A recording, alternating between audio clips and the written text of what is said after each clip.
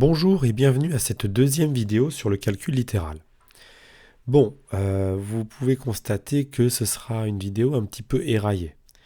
Et en tout cas, j'espère que ça n'altérera pas pour autant la compréhension du contenu. Alors entrons sans plus tarder dans le vif du sujet. Aujourd'hui, nous allons nous intéresser aux notions de monôme et de polynôme. On va énoncer de nombreuses définitions qui fourniront un vocabulaire utile pour la suite de l'algèbre. Première définition, celle de monôme. Eh bien, on appelle monôme toute expression littérale qui peut s'écrire comme le produit d'un nombre et d'une ou plusieurs lettres.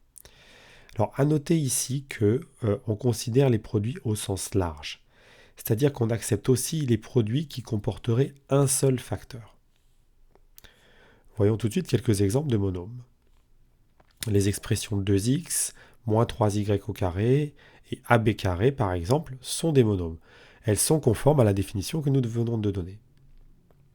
L'expression n sur 3, qui peut s'écrire comme 1 tiers de n, est donc aussi un monôme, même si au départ elle peut apparaître différemment. La constante 7 et la variable x sont elles aussi des monômes, étant donné que, comme on l'a précisé, on peut considérer des produits à un seul facteur. D'autres définitions. On appelle coefficient d'un monôme sa partie numérique. On appelle partie littérale d'un monôme l'expression qui correspond à ce monôme sans son coefficient. Et enfin, on appelle degré d'un monôme la somme des exposants de sa partie littérale. Alors, voilà des définitions qu'il faut lire et intégrer attentivement. Et pour nous aider à les comprendre, on a d'ailleurs à l'aide-mémoire, à la page 52 de l'aide-mémoire, un certain nombre d'exemples qui sont donnés. Donc, je les ai reproduits ici. En particulier, j'attire votre attention sur la partie littérale de 7, qui peut être considérée comme par exemple x puissance 0, ou encore le coefficient qui correspondrait à y, eh bien c'est 1 car y est égal à 1y. Je vous laisse regarder les autres exemples à tête reposée. Passons à la suite. Que sont des monômes semblables? Eh bien ce sont des monômes dont les parties littérales réduites sont identiques. Par exemple, 5x et moins 4x, eh bien, leurs parties littérales à ces deux monômes sont tous les deux x, donc ce sont des monômes semblables.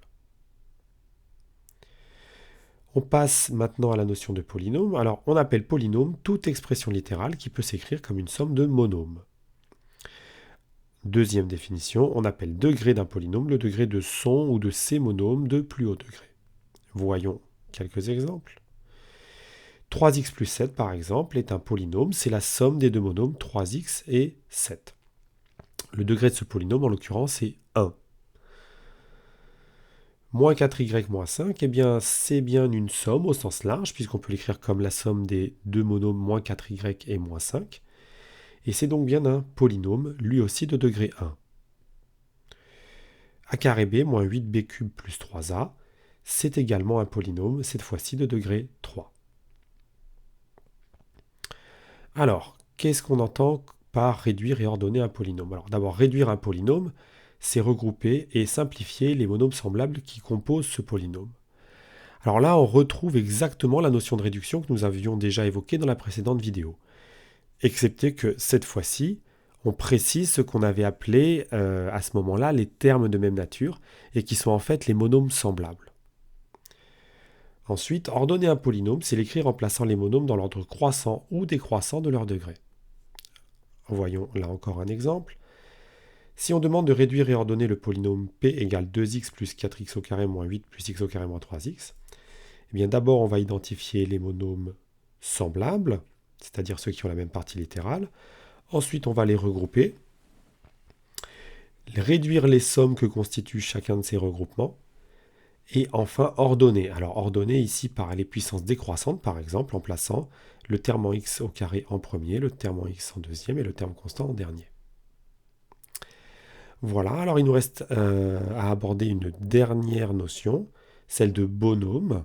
Alors qu'est-ce que c'est qu'un bonhomme? Un bonhomme c'est un peu comme un polynôme en quelque sorte, sauf qu'en plus il a deux bras, deux jambes et une tête.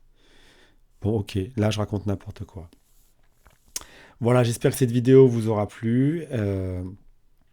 Je vous rappelle que la seule façon d'apprendre les mathématiques, c'est de faire des mathématiques. Et je vous dis au revoir.